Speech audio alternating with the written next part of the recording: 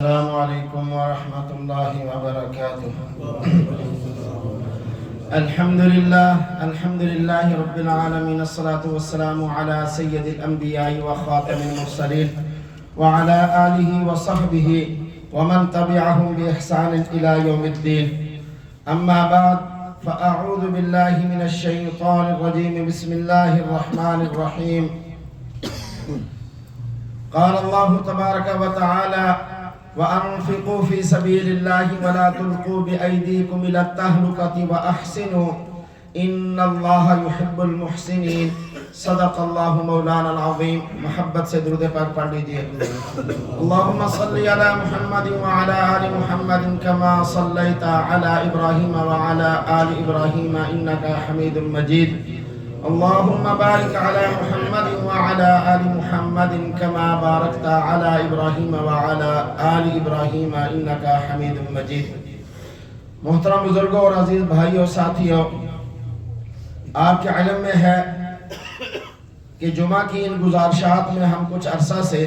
ان آیات کا تذکرہ کر رہے ہیں جن میں اللہ نے کسی کام سے روکا ہے، منع فرمایا ہے یا اسے حرام قرار دیا ہے.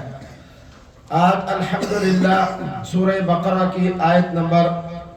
195 پڑھی گئی، جس میں اللہ رب العزت کا ارشاد ہے کہ اللہ کی راہ میں مال خرچ کرو اور اپنے آپ کو خود اپنے ہاتھوں ہلاکت میں نہ ڈالو، اور احسان کرنے کا رویہ اختیار کرو، کیونکہ اللہ احسان کرنے والوں کو پسند فرماتا ہے، اللہ ان سے محبت کرتا ہے. اس آیت کریمہ کی روشنی میں آج کی گفتگو کا موضوع ہے کہ خودکشی حرام کیوں، یا اپنے آپ کو ہلاکت میں مت ڈالیے. تو اس آیت میں اللہ تبارک و تعالیٰ نے دو باتوں کا حکم دیا ہے اور ایک کام سے روکا ہے، ایک کام سے منع فرمایا ہے. یعنی اس آیت سے پہلی والی آیات کو اگر مد نظر رکھا جائے تو پھر اس آیت کا مفہوم یہ بنے گا کہ جسے سیدنا حضرت ابو ایوب انصاری رضی اللہ تعالی عنہ نے ہمیں بتایا، پھر اس کا مفہوم وہ بنے گا. اور وہ کیا ہے کہ سیدنا ابو ایوب انصاری رضی اللہ تعالی عنہ ایک مرتبہ حضرت عبد الرحمن ابن ولید کے ہمراہ ان کی قیادت کے اندر استنبول کی طرف جہاد کے لیے تشریف لے گئے، جسے اس دور کے اندر قسطنطنیہ کہا جاتا تھا. اس جنگ کے دوران ایک مجاہد کے انتہائی جانثار اقدام کو دیکھ کر کسی صاحب نے ان کو یوں کہہ دیا کہ لا تلقوا بأیدیکم الی التہلکہ، کہ اپنے آپ کو ہلاکت میں مت ڈالو. اتنا جوش اور جذبہ نہ دکھاؤ، اتنا بڑھ چڑھ کر جو ہے نا وہ جنونی حالت کے اندر مت لڑو، یہ تو اپنے آپ کو ہلاک کرنا ہے. تو جب اس کی یہ بات حضرت ابو ایوب انصاری رضی اللہ تعالیٰ عنہ نے سنی کہ یہ شخص ان کے بارے میں جو جہاد میں جارحانہ انداز اختیار کر رہا ہے اس کے بارے میں یہ کہہ رہا ہے، تو سیدنا ابو ایوب انصاری رضی اللہ تعالیٰ عنہ کہنے لگے بھائی اس آیت مبارکہ کا یہ مقصد اور یہ معنی نہیں ہے. میں جانتا ہوں یہ آیت مبارکہ انصار مدینہ کے لیے نازل ہوئی، اور اس کا مطلب یہ ہے کہ جہاد کو ترک کر کے، جہاد کو چھوڑ کے اپنے آپ کو ہلاکت میں نہ ڈالو. یعنی اگر تم جہاد کو چھوڑ دو گے من حیث القوم یا من حیث الامہ تو تم زندہ نہیں رہ سکو گے. دشمن تمہیں کچا چبا جائے گا، تمہیں نیست و نابود کر کے رکھ دے گا. جہاد فی سبیل اللہ سے روح گردانی، ہلاکت کو دعوت دینا ہے. دفاع ناموس مسلم اور وطن کے شہریوں کے تحفظ پر خرچ ہونے والا دفاعی بجٹ، اس کو مضبوط رکھنے کا حکم دیا گیا ہے. دفاعی بجٹ مضبوط ہوگا، جدید ترین دور کے اسلحہ بنیں گے تو دشمن سے اپنے آپ کو بچایا جا سکے گا. اور اسی بارے فرمایا وَأَنفِقُوا فِي سَبِيلِ اللَّهِ، اللہ کی راہ میں خرچ کرو، یعنی جہادی سامان کی خرید و فروخت کے لیے، دفاعی مضبوطی کے لیے اللہ کے راستے میں مال کو خرچ کرو۔ تمہارا دفاعی بجٹ جو ہے وہ درست ضرورتوں پر خرچ ہونا چاہیے۔ اگر تم دفاعی ضرورتوں پر خرچ کرنا چھوڑ دو گے تو پھر تمہیں کوئی بھی ہلاکت سے نہیں بچا سکتا۔ اور آپ دنیا میں دیکھ لیں، پھر جن کے پاس دفاعی حالت مضبوط ترین ہے یا مضبوط ہے وہ کسی نہ کسی صورت کے اندر بچے ہوئے ہیں، اور جن کے پاس دفاعی نظام مضبوط نہیں تھا، عرب کے ممالک دیکھ لیں، دیگر ارد گرد کے، پھر ان کا کیا حشر اور کیا حال ہوا۔ تو اس لیے فرمایا کہ وَانفِقُوا فِي سَبِيلِ اللَّهِ، یہاں اللہ کے راستے میں خرچ کرنے سے مراد ہے اے مسلمانوں اپنا جہادی اور دفاعی نظام مضبوط بناؤ، اس کو اتنا مضبوط کرو کہ وہ دشمن تم سے ڈرے، حملہ کرنے کی جرت بھی نہ کرے۔ تو اس لیے حضرت اسی طرح اس کی ایک اور تفسیر بھی حضرت برہ ابن عازب رضی اللہ تعالیٰ عنہ نے بیان فرمائی۔ انہوں نے کیا فرمایا؟ انہوں نے فرمایا کہ انفقوا فی سبیل اللہ سے مراد مطلقاً اللہ کے راستے میں خرچ کرنا ہے، صدقہ، خیرات، زکوٰۃ، فطرانہ، یہ ساری چیزیں، یعنی مطلقاً اللہ کے راستے میں خرچ کرنا، اللہ کے ضرورت مند بندوں پر خیر کے جتنے راستے ہیں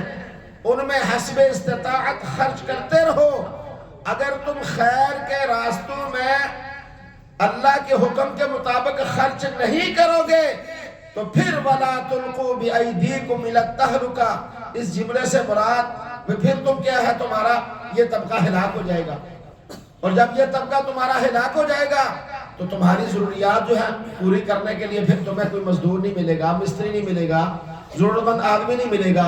تو یہ بھی اپنے آپ کو ہلاکت میں ڈالنا ہے۔ اسی طریقے سے فرمایا کہ اس جملے سے مراد یہ بھی ہے کہ اگر کوئی گناہ سرزد ہو گیا ہے تو فوری طور پر توبہ کرو۔ گناہ سرزد ہونے کے بعد توبہ نہ کرنا یہ بھی اپنے آپ کو دنیا اور آخرت کی ہلاکت میں ڈالنا ہے۔ جتنی مرتبہ گناہ سرزد ہو اتنی مرتبہ توبہ کرو، توبہ کرتے رہو، بچے رہو گے۔ اور اگر توبہ کرنا چھوڑ دو گے، ہٹ درم بن جاؤ گے، گویا کہ اپنے آپ کو ہلاک کر دو گے۔ پھر دنیا کے اندر اللہ کی نعمتیں چھن جائیں گی اور آخرت کے اندر بھی یقینی رسوائی ملے گی۔ کیوں کہ اللہ رب العزت کا فرمان ہے کہ توبہ اور استغفار یہ فلاح اور تحفظ اور حفاظت کا ذریعہ ہے۔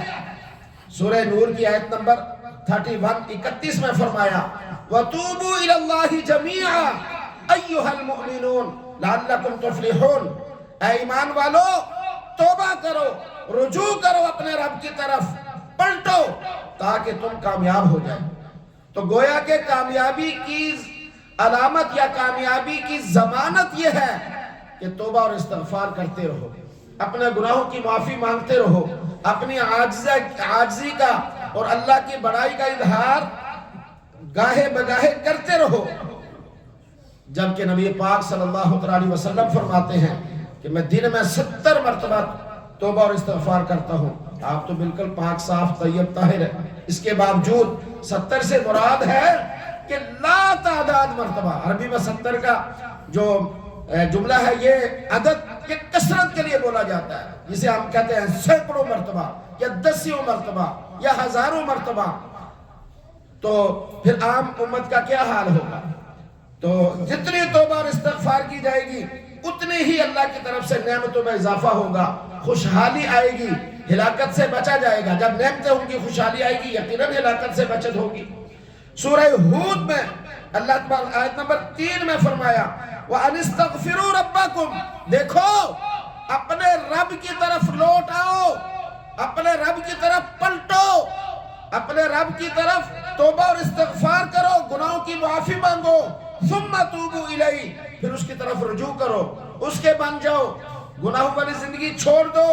يُمَتِّعُكُمْ مَتَاعًا حَسَنًا إِلَىٰ أَجَلٍ مُّسَمًّى، اللہ تمہیں ایک وقت مقرر تک زندگی سے اچھا لطف اٹھانے کا موقع دے۔ مرنا تو اپنے وقت پہ ہے جب آپ کا وقت مقرر ہے، لیکن جتنا عرصہ بھی جینا ہے، سال ہے، 10 سال ہے، 100 سال ہے، 2 مہینے ہیں، اس توبہ اور استغفار کی وجہ سے اللہ ایسی نعمتوں سے تمہیں نوازے گا کہ جتنے بھی زندگی ہے پر لطف زندگی گزرے گی، اچھائی کے ساتھ زندگی گزرے گی، امن امان کے ساتھ زندگی گزرے گی۔ یہ نفع اور فائدہ ہوگا تمہیں توبہ اور استغفار کا۔ اسی طریقے سے میرے بھائی بزرگوں فرمایا وَيُؤْتِي كُلَّ ذِي فَضْلٍ فَضْلًا، اور ہر شخص کو اس نے جو عمل کیا ہوگا اسے اپنی طرف سے زیادہ اجر و ثواب عطا کر کے اسے نوازے گا، اس پر اپنا فضل فرمائے گا، اس پر اپنی عنایات نازل فرمائے گا۔ اسی طرح سورہ ہود کی آیت نمبر 52 کے اندر حضرت ہود علیہ السلام کا خطاب جو انہوں نے اپنی قوم کو دیا ہے اس کا تذکرہ کرتے ہوئے اللہ رب العزت فرماتے ہیں وَيَا قَوْمِ، اور اے میری قوم، استغفروا ربکم، اپنے رب سے اپنے گناہوں کی معافی مانگو، ثم توبوا الیہ، پھر اس کی طرف رجوع کرو، اس کے ہو کے رہ جاؤ، اس کے بن جاؤ، اس کے احکامات پر عمل کرنے والے بن جاؤ۔ فرمایا پھر یرسل السماء علیکم مدرارا، اگر تم توبہ استغفار کرو گے، اللہ کے بن جاؤ گے، دنیا سے اپنے آپ کو بے رغبت کر کے اللہ کی طرف رجوع کر لو گے، پھر اللہ تمہیں کیا دے گا؟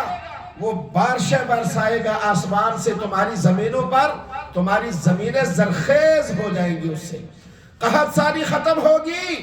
قحط دور ہوگا۔ آج دیکھ لیں کتنے ماہ گزر چکے ہیں، ہاں جی، بارش نہ ہوئے، ان سے پوچھیں جن کی بارانی زمینیں ہیں کہ ان پر کیا گزر رہی ہے، برف باری نہیں ہوئی، کل شاید کوئی تھوڑی بہت، جن کے کاروبار ہی برف باری کے بعد چمکتے ہیں ان سے پوچھئے کہ اس کا کتنا نفع اور فائدہ ہے، ان کو نظام زندگی چلانے کے لیے کتنی اہم ہے ان کے لیے۔ تو اللہ فرماتے ہیں توبہ استغفار کرو گے تو اللہ ان نعمتوں سے تمہیں نوازے گا، وَيَزِدْكُمْ قُوَّةً إِلَىٰ قُوَّتِكُمْ، فرمایا پھر اللہ اس توبہ اور استغفار کے بدلے میں جو جزا تمہیں دے گا ان میں سے ایک یہ بھی ہے کہ تمہاری موجودہ طاقت کو ڈبل کر دے گا، تمہاری جسمانی طاقت بڑھ جائے گی، ہاں جی، تمہاری ہر طرح کی جو قوت ہے، قوت مدافعت، وہ بڑھ جائے گی۔ کرونا میں کہتے تھے نا، یہ وہ باقی تو لمبی تفصیل ہے کہ قوت میں کمی ہے اس لیے کرونا اٹیک کرتا ہے، اگر وہ قوت مدافعت مضبوط ہوگی تو پھر یہ اٹیک نہیں کر سکے گا۔ تو قوت مدافعت بڑھانے کے لیے جہاں خوراک کی ضرورت ہے وہاں اونچی توبہ اور استغفار کی بھی ضرورت ہے۔ کس کی ضرورت ہے؟ توبہ اور استغفار کی۔ توبہ اور استغفار کے لیے گناہ کرنا ضروری نہیں ہے، یہ ہے اپنی عاجزی اور اللہ کی بڑائی جسے اللہ بے حد پسند فرماتا ہے۔ ورنہ آقا کریم صلی اللہ علیہ وسلم دن میں کئی مرتبہ کرتے تھے۔ گناہ ہونا ضروری نہیں ہے بلکہ اللہ سے ہر وقت معافی مانگتے رہنا چاہیے۔ اور فرمایا اسی طریقے کے ساتھ اجتماعی طور پر، انفرادی طور پر اگر توبہ کی جائے گی تو اللہ کی رحمتوں کے نزول کا سبب بنے گی۔ اسی طریقے سے یہ نہیں کہنا وہ پھر گناہ ہو جاتا ہے، کیا بار بار کریں گے، کیا، ہاں جی، یہ وہ عام انسان ہیں جو بار بار معافی سے ناراض ہو جاتے ہیں۔ وہ اللہ جو خالق کل اور مالک کل ہے وہ بار بار کی معافی سے خوش ہوتا ہے۔ ایک حدیث کا مفہوم ہے کہ اگر دنیا میں کوئی بھی گناہ کرنے والا نہ رہا نا، اللہ ایسی قوم کو پیدا کرے گا جو گناہ کرے گی پھر اس پر توبہ استغفار کرے گی۔ انسان کے لیے گناہ ہونا یہ اس کی کمزوری نہیں ہے، یہ اس کی فطرت کے اندر ہے، لیکن کمزوری کیا ہے؟ پھر اس پر معافی نہ مانگنا، توبہ استغفار نہ کرنا، اس پر ڈٹ جانا، اسے لوگوں میں مشہور کرنا، اپنی اکڑ دکھانا، لوگوں کو بتانا، یہ ناپسند ہے اللہ کو۔ تو کوئی بھی پریشانی سرزد ہو جائے، گناہ ہو جائے، پھر فوراً توبہ استغفار، فوراً اللہ سے معافی۔ سیدنا نوح علیہ السلام نے اپنی قوم سے فرمایا فَقُلْتُ اسْتَغْفِرُوا رَبَّكُمْ، اے اللہ میں نے اپنے قوم سے کہا تھا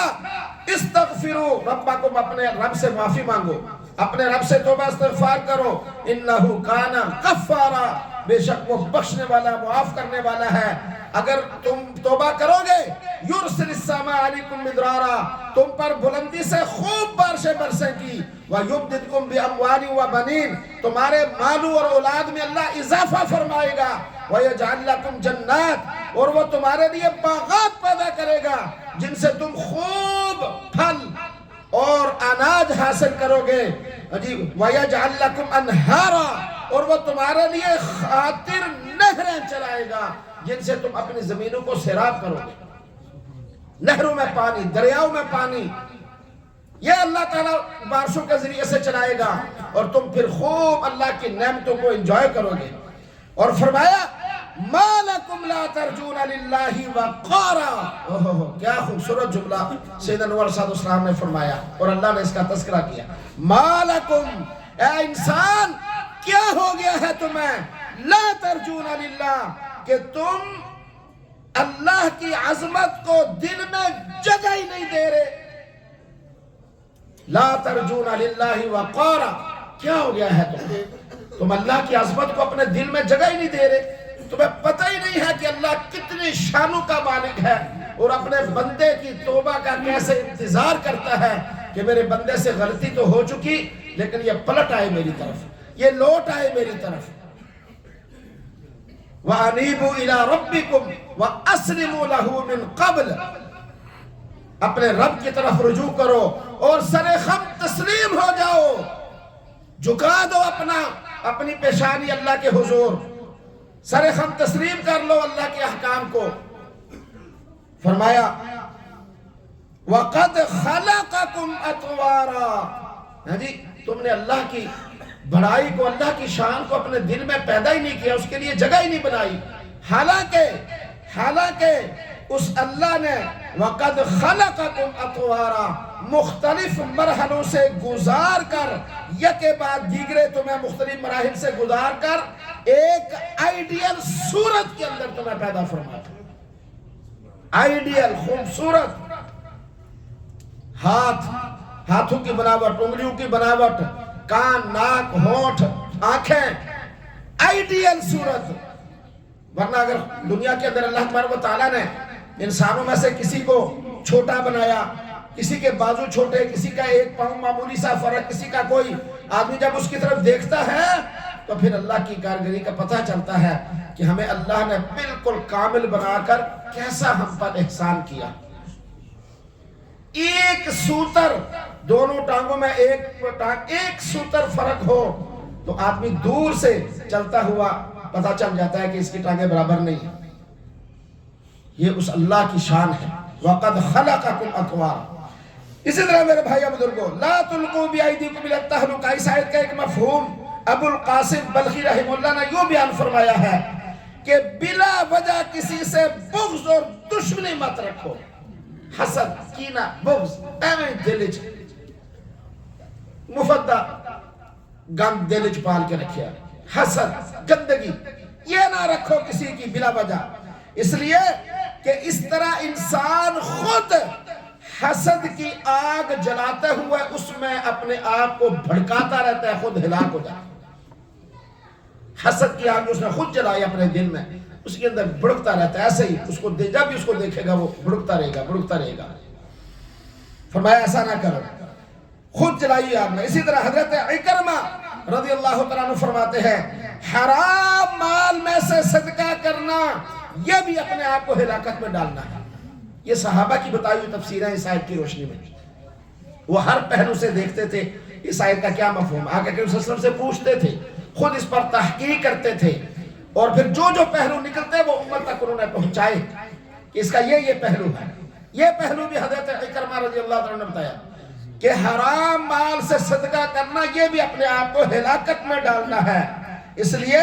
بعض علماء فرماتے ہیں ریاکاری یا احسان جتا کر اپنی نیکیوں کو ضائع کرنا یہ دنیا کے اندر بھی ہلاکت ہے اور آخرت کے اندر بھی ہلاکت ہے۔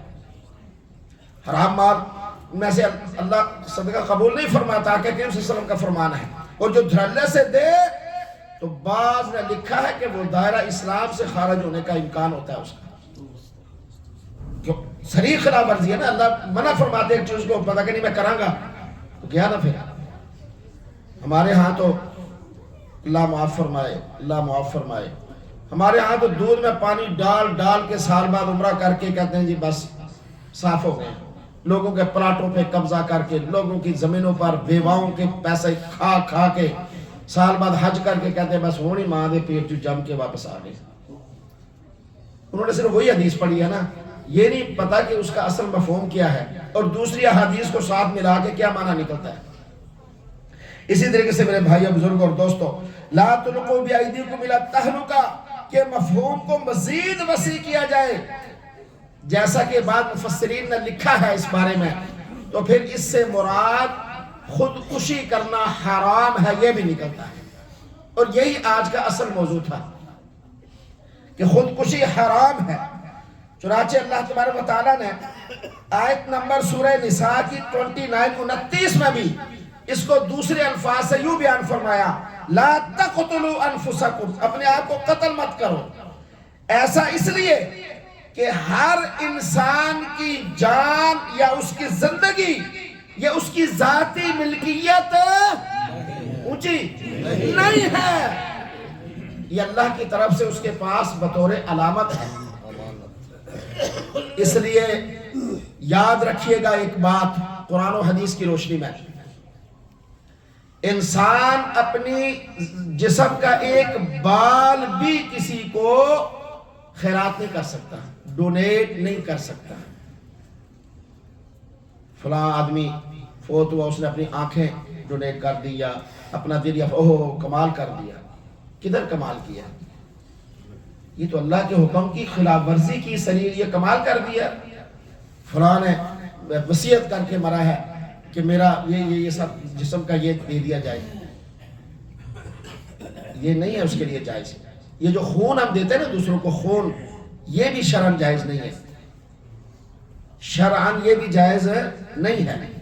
لیکن چونکہ انسانیت کے حوالے سے اس کو بچانے کے لیے پھر کچھ صورتیں ایسی نکلتی ہیں کہ جس کی وجہ سے کچھ نہ کچھ جواز ملتا ہے، ورنہ یہ جائز نہیں ہے۔ آنکھیں دینا، زندگی میں بھی گردہ دینا، یہ پھپڑے اور یہ ساری چیزیں یہ جائز نہیں ہے۔ پیوندکاری جو ہوتی ہے یہ شرعاً، کیونکہ میں جس کا مالک ہی نہیں ہوں وہ میں کسی کو کیسے دے سکتا ہوں؟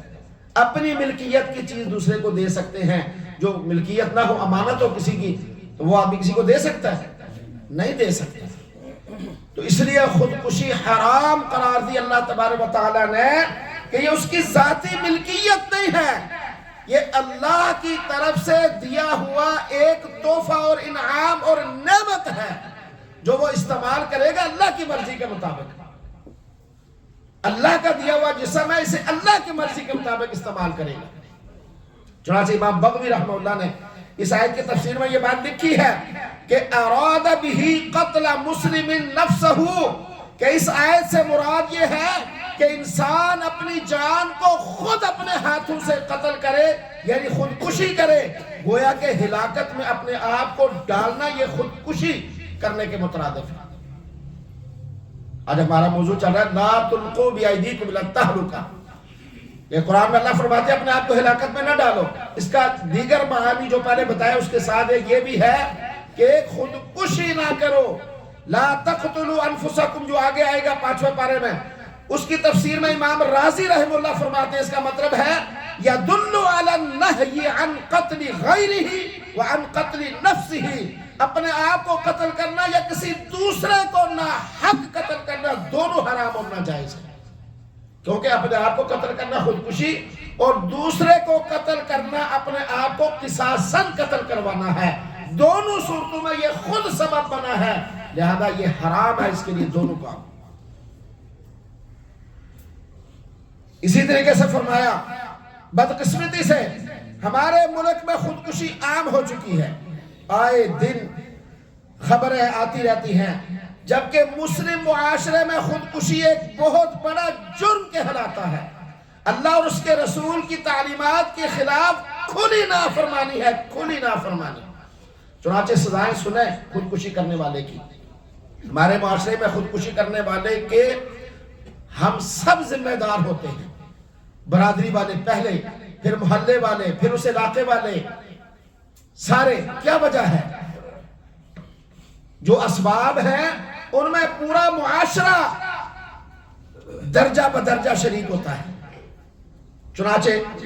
رسول پاک صلی اللہ علیہ وسلم کا ارشاد ہے، آپ صلی اللہ علیہ وسلم نے فرمایا من تردى منها جبل فقتل نفسه فهو في نار جہنم، جس نے کسی پہاڑی یا بلندی سے اپنے آپ کو نیچے گرایا اور وہ نیچے آ کر مر گیا، پس وہ جہنم کا ایندھن بنے گا، جہنم میں جائے گا۔ آج کل لگا لیں آپ بلڈنگ کے اوپر سے اپنے آپ کو گرایا، کسی اونچی جگہ سے گرایا تو وہ اس زمرے کے اندر آئے گا۔ یتردى فیہ خالدا مخلدا فیہا ابدا، یہ کس کا فرمان ہے؟ بولنے کی پہم کریں، نبی پاک صلی اللہ علیہ وسلم کا فرمان عالی شان ہے۔ آپ فرماتے ہیں کہ وہ خودکشی کرنے والا جہنم میں جائے گا، مسلسل بار بار اپنے آپ کو پہاڑ سے نیچے گراتا رہے گا اور ہلاک کرتا رہے گا۔ یہ اس کے لیے جہنم میں عذاب کی صورت ہوگی جو وہ بدستور جاری و ساری رہے گی ہمیشہ۔ بلندی پہ چڑھے گا، گرے گا، تکلیف ہوتی ہے نا، وہ مر جائے تو الگ بات ہے، وہاں تو موت ہے ہی نہیں جہنم میں، وہاں تو لا یموت فیہا ولا یحیا، نہ موت نہ زندگی۔ موت اس لیے کہ مرے گا نہیں، زندگی اس لیے نہیں، سکون نہیں پائے گا۔ زندگی تو سکون کا نام ہے نا، جو آدمی پریشان کرتا ہے یار ساڑھی کڑی زندگی ہے، زندگی تو سکون کا نام ہے، آرام کا نام ہے۔ آگے فرمایا رسول پاک صلی اللہ علیہ وسلم نے وَمَن تَحَسَّسُ مَن قَتَلَ نَفْسَ فَقَتَلَ نَفْسَهُ، جس نے زہر کھا کر خود کو مار دیا تو اس زہر کو اس کے ہاتھ میں دیا جائے گا قیامت کے دن، یہ جہنم ہے، اور وہ اسے بار بار کھائے گا اور اپنے آپ کو ہلاک کرتا رہے گا۔ کوئی بھی کیمیکل چیز، چوہے مار دوائیاں ہو گئی، کوئی بھی زہریلی چیز کھا کر مرنے والا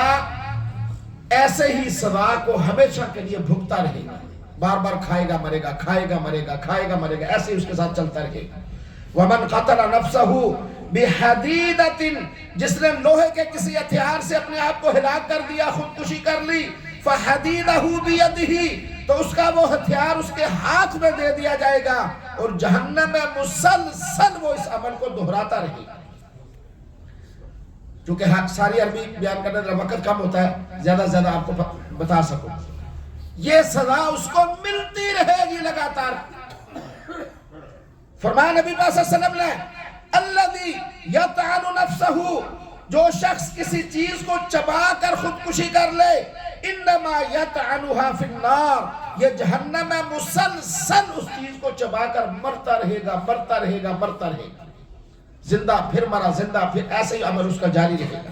والذی یتقہم فیہا، جس نے خود کو گڑھے میں گرا کر خودکشی کی تو یتقہم فی النار، وہ جہنم میں بار بار خود کو گڑھے میں گرا کر مرتا رہے گا، ہلاک ہوتا رہے گا۔ والذی یخنق نفسہ یخنقها فی النار، اور جو اپنے آپ کو پھندا لگا کر خودکشی کرے گا وہ جہنم میں بھی مسلسل اپنے آپ کو پھندا لگا کر خودکشی کرتے ہوئے اس عمل کو دہراتا رہے گا۔ زیادہ تر پھندا لگا کے آتا ہے سامنے، بڑا مشکل ہوتا ہے، منکے کا ٹوٹ کر پھر آدمی کا جب تک سانس نہ نکلے یہ اسی کو پتا ہوگا کیا بنا اس کے ساتھ۔ حضرت ثابت بن ضحاک فرماتے ہیں کہ نبی پاک صلی اللہ علیہ وسلم نے فرمایا وَمَنْ قَتَلَ نَفْسَهُ بِشَيْءٍ عُذِّبَ بِهِ فِي نَارِ جَهَنَّمَ، دنیا کے اندر جس شخص نے جس چیز کو استعمال کرتے ہوئے، آلے کو استعمال کرتے ہوئے خودکشی کی، جہنم کے اندر اسی آلے کے ساتھ اسے عذاب دیا جائے گا کہ وہ ہمیشہ اسی طریقے سے خودکشی کرتا رہے گا، وہ لگاتار اس کو یہ عذاب ملے گا۔ حضرت جندب بن عبداللہ رضی اللہ تعالی عنہما سے روایت ہے کہ نبی پاک صلی اللہ علیہ وسلم نے فرمایا کان فی من کان قبلکم، توجہ کیجئے گا، کان فی من کان قبلکم رجل بہ جرح، پہلی امتوں میں آپ نے مثال دے کے سمجھایا، پہلی امتوں میں ایک بندہ تھا جس کو کوئی زخم لگا، کوئی چوٹ لگ گئی، فجزع، وہ اس زخم کی وجہ سے بے قرار ہو گیا، یعنی درد اتنی شدید تکلیف تھی کہ وہ برداشت نہ کر سکا، شدید تکلیف اس کو ہو گئی بہت زیادہ، ناقابل برداشت، فاخذ سکینہ، اس نے چھری پکڑی فحر بها یدہ اور اس چھری سے اس نے اپنا زخمی بازو کاٹ ڈالا فما رکع الدم حتی مات اس کا مسلسل خون بہتا رہا یہاں تک کہ وہ مر گیا اللہ نے اس سے کہا ہے میرے بندے تو نے خود فیصلہ کر کے میرے حکم پر سبقت کی ہے لہذا میں نے اس پر جنت کو حرام قرار دے دیا یہ جو کیا کہتے ہیں اس کو یہ جو ادھر ہوتی ہے وہ رگ وہ جو کاٹنے کا بعد وہ گھر میں ہوتا ہے نا دھمکی بھی دیتے ہیں بعد عورتیں یا بچیاں اسی وجہ سے وہ کاٹ بھی ڈالتی ہیں کیا کہتے ہیں ہاں جی نس نہیں یہ ادھر جو یہ نفس یہ یا اسی طرح یہاں سے کاٹنا خون وہ بہتا رہا خون اور وہ مر گیا اسی حالت میں اللہ نے حکم فرما دیا کہ تیرے اوپر جنت حرام ہے اسی طریقے سے حضرت جندب رضی اللہ تعالیٰ عنہ سے ایک اور روایت ہے کہ نبی پاک نے فرمایا ان رجلا ممن کان قبلکم پہلی امتوں میں ایک بندہ تھا خرجت به برحا اسے ایک پھوڑا نکل آیا فما ازتہ جب پھوڑے کی تکلیف بڑھ کر ناقابل برداشت ہو گئی اس نے اپنے ترکش سے تیر نکالا اور پھوڑے کو اس تیر کے ساتھ کاٹ دیا اور پھر اس پھوڑے سے اتنا خون نکلا جس کی وجہ سے وہ مر گیا قال ربکم قد حرمت علیہ الجنہ اللہ نے اس کے لیے اعلان فرما دیا کہ تمہارے اوپر میں نے جنت حرام قرار دی ہاں آپریشن کے ذریعے سے اگر کوئی نادانستہ طور پر فوت ہو جاتا ہے تو وہ شہید ہے اور اس وجہ سے وہ کرتا ہے کہ میں مر جاؤں ناقابل برداشت تکلیف ہے تو یہ خودکشی دونوں میں فرق ہے اسی طریقے سے میرے بھائی بزرگ اور دوستو اللہ خودکشی کرنے والے کی نماز جنازہ پڑھنے سے آقا کریم صلی اللہ علیہ وسلم نے انکار کر دیا تھا حضرت جابر بن سمرہ رضی اللہ عنہ فرماتے ہیں اوتی رسول اللہ صلی اللہ علیہ وسلم برجل قتل نفسہ بمشاقص ایک شخص نے تیر کے ساتھ اپنے آپ کو مار ڈالا وہ مر گیا اس کی نماز جنازہ لائی گئی رسول اللہ صلی اللہ علیہ وسلم کو بتایا گیا کہ اس نے یوں اپنے آپ کو مارا ہے فلم اصلی علیہ آپ نے اس فرمایا کہ میں کسی حال میں اس کا نماز جنازہ نہیں پڑھاؤں گا لم اصلی ہرگز تاکید ہے نہیں پڑھاؤں گا میں اس کا جنازہ ہاں یہ آقا کریم صلی اللہ علیہ وسلم کی شان تھی آپ نے سمجھا دیا عام حالت کے اندر اگر کوئی خودکشی کرتا ہے تو اس کی نماز جنازہ بھی پڑھی جائے گی اس کو کفن دفن بھی کیا جائے گا اس کو ادب و احترام کے ساتھ دفن بھی کیا جائے گا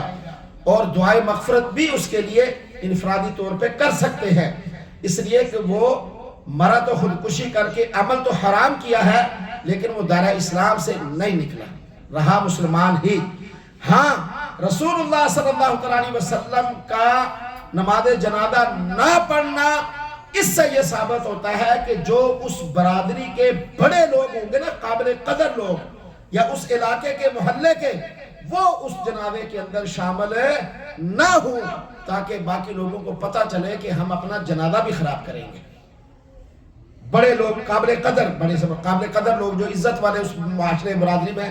وہ شامل نہ ہوں دوسرے عام پڑھ کر پڑھیں ضرور یعنی ناجائز نہیں ہے جنازہ لیکن بڑے لوگوں کا پڑھنا اس لیے تاکہ ان کو نصیحت حاصل ہو باقی لوگوں کو کہ ایسا ہم نہ کریں اب دیکھیں نقصان دہ چیزوں کا استعمال کرنا جو جسم کو نقصان دے وہ بھی اس آیت کے تحت حرام ہے جسمانی صحت کو نقصان کرنے والی اشیاء کا استعمال بھی لا تلقوا بأیدیکم الی التہلکہ کے تحت یہ بھی ناجائز ہے جس سے صحت خراب ہوتی ہے کوئی بھی ایسی چیز ہے اسی طرح جو نشہ آور چیزیں ہیں وہ بھی اس آیت کے تحت حرام ہے کیونکہ یہ اللہ کی امانت ہے اور حضور صلی اللہ علیہ وسلم نے فرمایا کل مسکر حرام ہر نشہ آور چیز حرام ہے اور فرمایا جس کی کثرت استعمال سے نشہ چڑھتا ہو وہ قلیل تعداد میں بھی حرام اور ناجائز ہے شراب سے نشہ چڑھتا ہے اس کا ایک قطرہ بھی اتنا ہی حرام ہے جتنی بالٹی حرام ہے کوئی لوگ پوچھتے رہتے ہیں یا بھائی تھوڑے نہ آتے نہ گناہ نہیں ہوگا نا زیادہ نہ گناہ گناہ ہے تھوڑی ہو یا زیادہ ہو نافرمانی ہے اسی طریقے سے میرے بھائیوں بزرگوں اور دوستوں خودکشی کے جو اسباب ہیں ان پر دھیان رکھنا بھی ضروری ہے. ان پر اسباب کیا کیا ہے؟ ہاں جی، بس 2 لفظوں میں بیان کر دوں، اس میں بھی بڑی لمبی تفصیل ہے کہ ایک تو گھریلو ناچاکی کی وجہ سے عورت خودکشی کرے گی یا مرد کرے گا یا کوئی بچی بچہ کرے گا، امتحانات میں ناکامی، دیگر جو آج کل معاشرہ ہمارا ہاں جی وہ بس آزاد ہو چکا ہے، یہ بھی وجہ ہے. کسی کے ساتھ دل لگ گیا، والدین کو کہا، والدین نہیں مانے، خودکشی پہ اتر آئے. اسی طریقے سے مالی معاملات بھی ہیں، مالی معاملات ان کا خاص خیال رکھنا اہل مال کے ذمے ہے. لمبی تفصیل آنے کے بعد 2 باتیں بیان کرتا ہوں ان کے لیے جو مالدار، اللہ تعالیٰ نے جن کو مالدار بنایا ہے، وہ غریب طبقے کا خیال کرے، ان کی ضرورتوں کا خیال کرے، بے جا اسراف کے بجائے غریب گھرانوں کو تلاش کر کے ان کی ضرورتوں کا لحاظ رکھے. اب سنو گا آپ نے یہ 6-8 ماہ یا ہو چکے، ایک شخص نے کو 15-17 ہزار کسی یہ ایپ سے لیا وہ لون، اور وہ اتنا بڑھتا گیا کہ اس بیچارے کے لیے وہ اتارنا مشکل ہو گیا، اور ان کے تنگ کرنے پہ اس نے بیوی بچوں کو پرواہ نہ کرتے ہوئے خودکشی کر کے اپنے آپ کو تباہ کر دیا دنیا اور آخرت میں. کیا ہے 15-17-20 ہزار، اس کی بھی کمزوری ہے، کسی سے کہہ دیتا ہے، پھر لوگ مدد بھی نہیں کرتے. اور یہ جو باراتوں پہ، یہ جو کنجروں پہ ہزاروں روپے پاؤں پہ گرے ہوئے ہوتے ہیں، ان کو پرواہ نہیں ہوتی، ایسے پھینک رہے ہوتے ہیں. کوئی غریب آدمی 5 روپے مانگنے آ جائے، چل کم کر اپنا جا. یہ کیا ظلم ہے آپ دیکھیں. آپ اللہ تبارک و تعالیٰ نے کچھ لوگوں کو حضور صلی اللہ علیہ وسلم فرمایا ان اللہ اقوام یختصهم بالنعم، اللہ نے کچھ لوگوں کو خاص طور پر اس لیے اپنی نعمتوں سے نوازا ہے تاکہ وہ لوگوں کی لمنافع العباد، تاکہ وہ اپنے مال کے ذریعے سے لوگوں کو نفع پہنچائیں، فائدہ پہنچائیں. وَيُقِرُّهَا فِيهِمْ مَا بَذَلُوا، جب تک وہ لوگوں پر اللہ کے دیے ہوئے مال کو خرچ کرتے رہیں گے، نفع پہنچاتے رہیں گے، فائدہ پہنچاتے رہیں گے، اللہ اپنی نعمتوں کو ان پر بڑھاتا رہے گا، اضافہ کرتا رہے گا. فَإِذَا مَنَعُوهَا، جب وہ اپنی نعمتوں کو، اللہ کی دی ہوئی نعمتوں کو بانٹنا بند کر دیں گے، چھوڑ دیں گے، اللہ تللو پر، یہ ناچنے پر، یہ گھوڑوں پر، یہ ڈھول ڈمکے والوں پر تو برسائیں گے، لیکن اللہ کے ضرورت مند بندوں کا خیال نہیں کریں گے، ان کا دھیان نہیں رکھیں گے، تو اللہ پھر ان نعمتوں کو روک دے گا. اللہ پھر ان نعمتوں کو روک دے گا. تو پھر فرمایا کہ نَزَعَهَا مِنْهُمْ، اللہ ان پر سے اپنی نعمتوں کو روک لیتا ہے. فَحَوَّلَهَا إِلَىٰ غَيْرِهِمْ، اور پھر اللہ تبارک و تعالیٰ ان نعمتوں کو اس کے علاوہ کسی دوسرے کو دے دیتا ہے، اس سے نعمتیں چھین لیتا ہے. حضور صلی اللہ علیہ وسلم فرمایا مَن لَمْ يَهْتَمُّ بِأَمْرِ الْمُسْلِمِينَ فَلَيْسَ مِنْهُمْ، اللہ کے محبوب نے فرمایا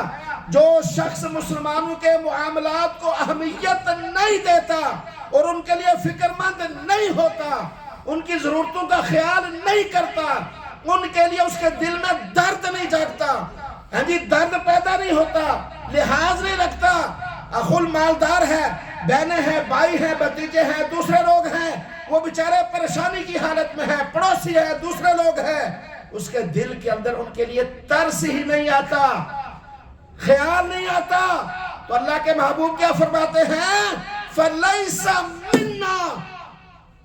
میرے سے اس کا کوئی تعلق اور واسطہ ہی نہیں ہے، وہ ہماری امت میں سے ہے ہی نہیں. جس کو محبوب کریم کہہ دے کہ اس کا میری امت سے کوئی تعلق ہے، بھلا بتاؤ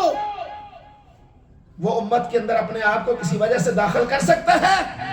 نہیں کر سکتا. اللہ ہمیں کہے سنے پر عمل کی توفیق دے. وما ان الابلاغ سنت ادا کر دیجیے.